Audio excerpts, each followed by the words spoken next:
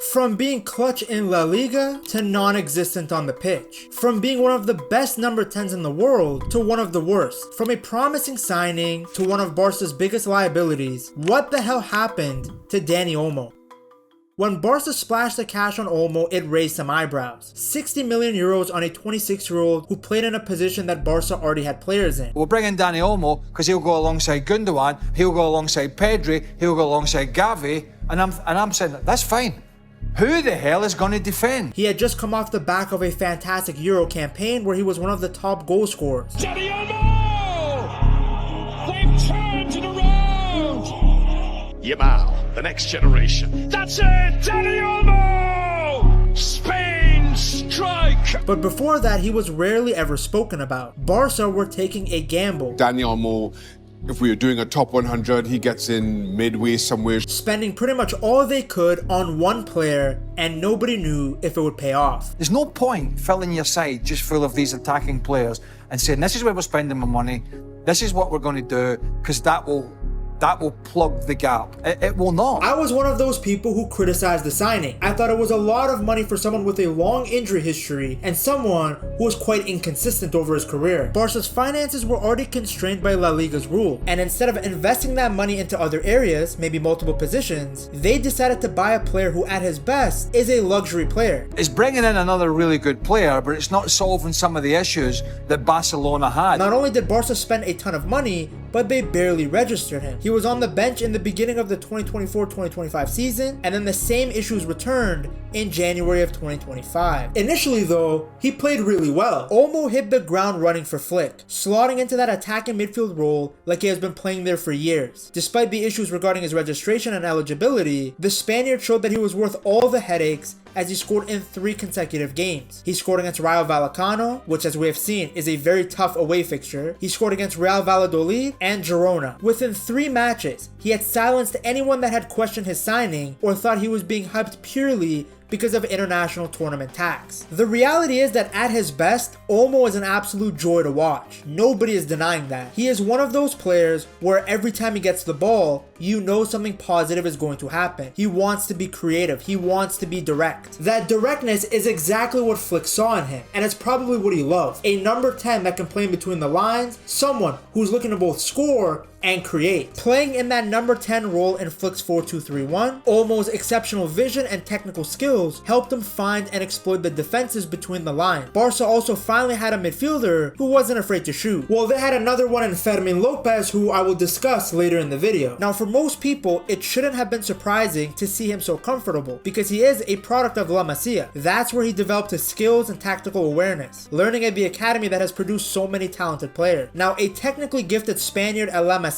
isn't new, but what Olmo did next was unprecedented. In a surprising move at 16 years old, he transferred to Dinamo Zagreb in search of more first-team opportunities. Now, La Masia talent's leaving wasn't new, because think about it, Fabregas had gone to Arsenal, but going to Croatia is something that was far more unconventional. But Olmo knew this was the right step in his development, a club known for having great facilities for young players and giving the youth a chance at first-team football. Modric, Halilovic, Kovacic all benefited greatly from their time at Zagreb. Olmo experienced the same thing. His talent flourished. He made 124 appearances, getting 34 goals, and being one of the most important players for the squad, as Zagreb won 5 league titles and 3 Croatian Cups. In fact, he was actually given the Croatian Footballer of the Year award for 2018. With his time in Croatia being a success, he realized he was ready for the next chapter of his career. It was time for him to move to one of Europe's top 5 leagues, and what a better place for continuing his development than at RB Leipzig in the Bundesliga, another club that is famous for turning good players into great. It was time to play against an even higher level of competition and further improve his skills. Despite joining the club mid-year in January, he immediately made an impact, scoring the only goal for Leipzig in a 3-1 defeat in the DFB Pokal to Eintracht Frankfurt. In the league, he picked up goals against Köln and scored a brace in a 2-0 win against Hoffenheim. He was also instrumental in Leipzig making it all the way to the semi-finals of the Champions League. He had scored against Shakhtar, Man City, and scored the opening goal against Atletico Madrid as Leipzig progressed to the semi-finals of the competition for the first time in the history of the club. During his tenure at Leipzig, Olmo really showed both his playmaking and versatility. Across 4 seasons, he made 148 appearances, scoring 29 times and providing 34 assists. He was able to play in any role, from center mid to winger to false 9. Anywhere that he was needed, he performed. There is no better example of all of his qualities in action than his hat-trick against Bayern in the 2023 German Super Cup. But his time at Leipzig also revealed the biggest issue in his career, the dark side. The reason that other big clubs hadn't come to pick him up despite the qualities he showed both in Croatia and Germany. The main reason that many people, like myself, were hesitant about Barcelona splashing the cash. Olmo is very injury prone. His career has been marred by a series of injuries that have raised concerns about his durability. Since 2021, Olmo has faced multiple setbacks, including muscle injuries, knee issues,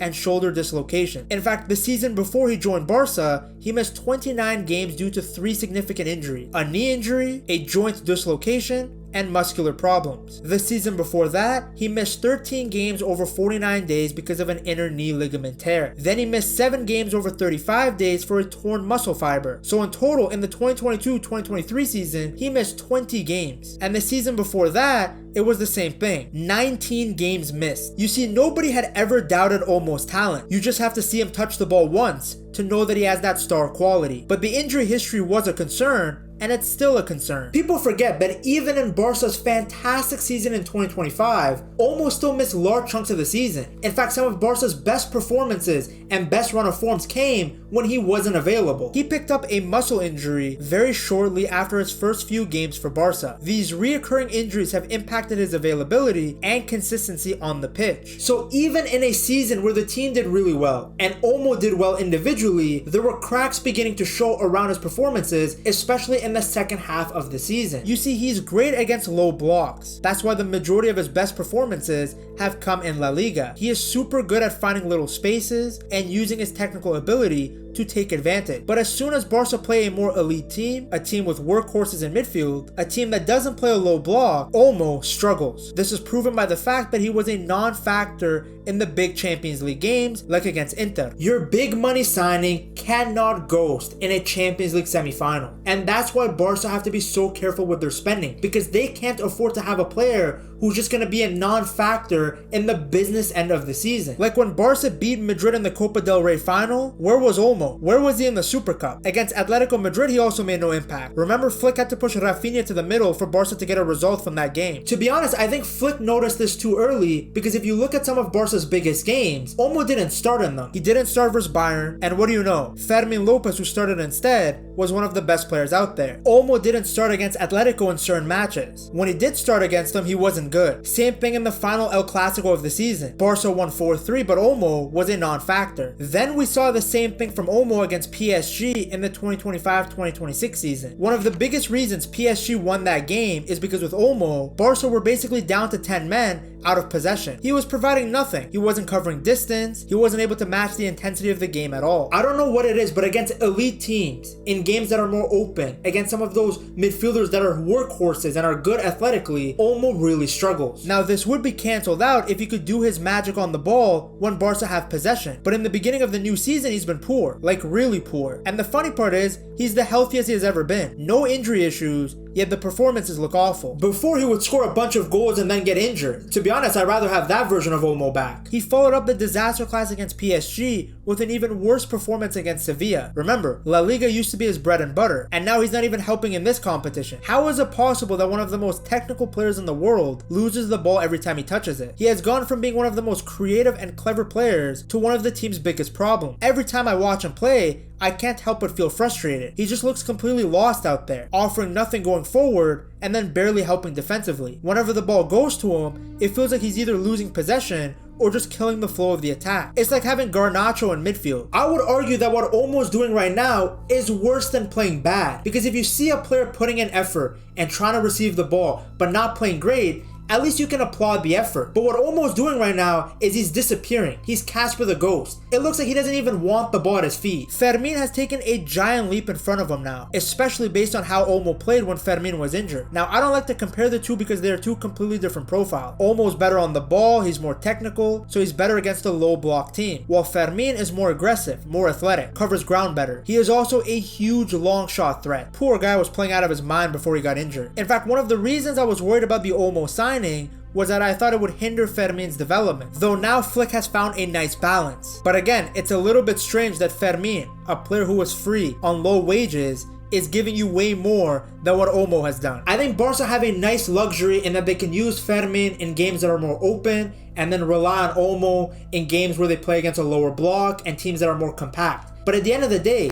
your star signing should never be a rotation option with somebody from the academy. That just means the funds weren't put to good use. To help Barca get more funds to actually buy good players, get yourself a Barca jersey from buygamejerseys.com and use code PETTALKS at checkout. Now, I don't want this video to come across like I'm scapegoating Olmo for all of Barca's losses and their struggles. That's not true. He's really a nice guy, especially when it came to the registration stuff. He could have easily left for free during that clown show, because that was all Laporta's fault. It had nothing to do with Olmo. He's also a very good player. That's why it's disappointing to see him perform like this. It's not his fault Barca decided to pay big money for him during a time where they were restricted financially, but the performances have to improve. At his best, this is someone that can take over games. He can make moments of magic. At least return to that form in La Liga. Like the season before, he was getting so many clutch goals in the league. It balanced out the poor Champions League performances. But now outside of Valencia, what has Olmo done? What makes things worse is that Olmo's poor form is now impacting the other midfielders. Because when he's on the pitch and not doing anything, it puts more pressure on the shoulders of Pedri and Frankie de Jong to have more of a creative responsibility. They have to carry the ball, create chances, and control the tempo, while Olmo just drifts around like Juice WRLD's Ghost. He doesn't relieve pressure or link up play properly anymore, and that leaves huge gaps for the opposition to exploit. It's no surprise that Barca are getting overran in the midfield so often. There's just no balance when he plays. He was brought in to be that connector between the midfield and the attack, but instead he's become one of the reasons